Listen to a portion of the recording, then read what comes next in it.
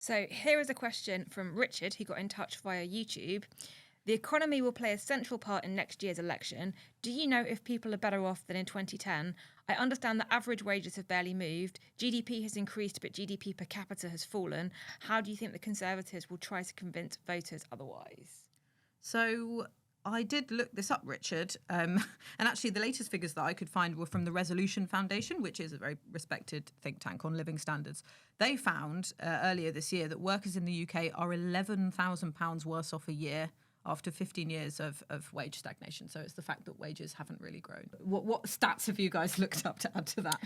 I've got a stat that I think you're going to hear a lot about in the year in the run-up to the election from the Conservatives, which is 4 million more people in work, or thereabouts. In fact, you've already, every time the ONS does more figures on the unemployment rate, every Conservative MP posts a little press release on their website. So I think you're going to hear that a lot. There are a couple of reasons for this. One is that we've had net migration. We had an influx of workers, which I would say is really positive. We've got more people working because they wanted to come to Britain to work despite Brexit.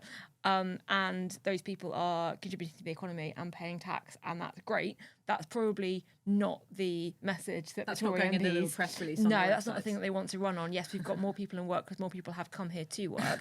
But also we have one of the highest employment rates in the developed world. We do have a good, unemployment is low.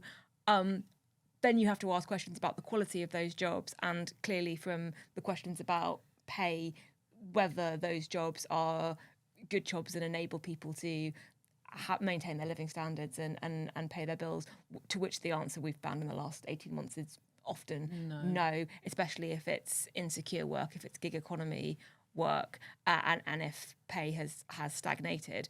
But I think that number, that 4 million extra people, is something that you're going to hear a lot about. Yeah, they call it their employment miracle or something, don't they? Yeah. And it is a good story to tell. It's good. It is good for people to be working, but unfortunately the quality of those jobs and the wages and how far they go is, when you've got 40% of people who claim universal credit actually being in work, you've got to question the quality of that work.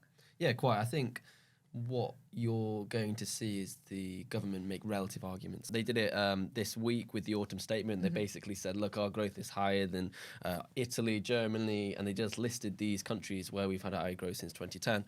Rachel Reeves stood up and said, well, these countries have had higher growth than that. So you're going to get these relative arguments. They're always going to find statistics that support their argument that the economy in some way is better off. I think Labour did it as well today. They basically said that the Conservatives, women aged 30 to 39 are £4,159 worse off in real terms since they came to power. So both sides are going to do it. I think the most important thing is essentially that people won't feel as if they are better off. They'll feel as if they're in one of the worst cost of living crises in years, which they are.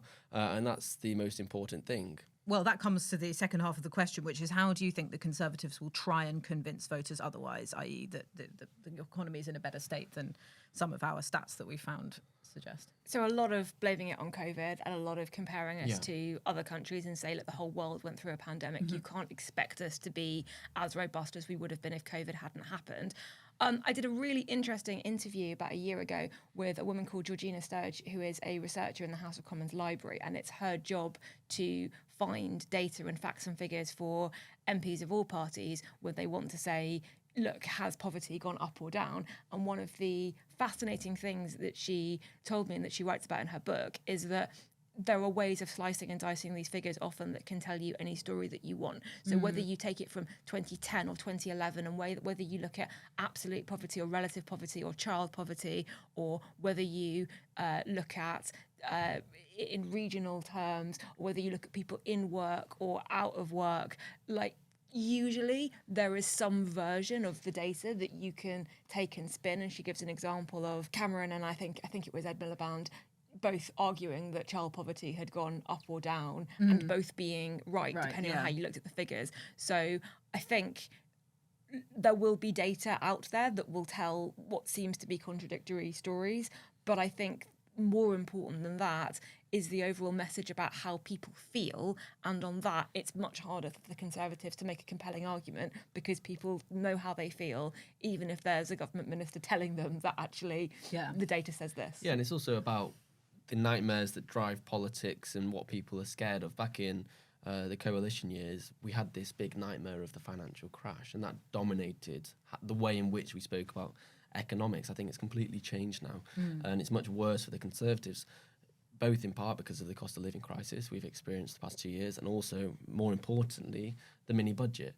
That's the key thing, I think, that will drive both the Conservatives on the defence and Labour on the offensive at the next election. It's the key sort of symbols in economics rather than the individual bits of data that will matter most. Well, that's what I wondered about, the sort of framing of their sort of election message with the return of Cameron and everything. Will they go back to those kind of coalition post-crash era messages, which is, we know you're struggling now, but, you know, we're working hard incrementally to make things better, stick with us and we'll finish the job?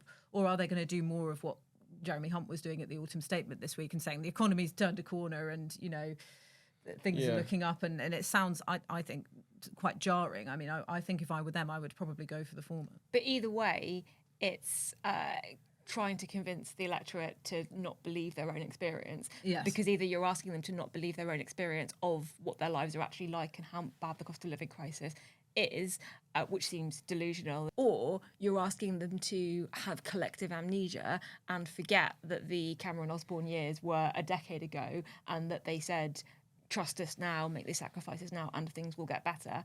And they haven't, both of which I think come with quite substantial risks. Yes. And of course, the collective memory in the country is of the Conservatives crashing the economy in inverted commas rather than Labour, which was the message under Cameron. Thanks so much for watching. We'd love to know what you think. Please make sure you leave your comments below.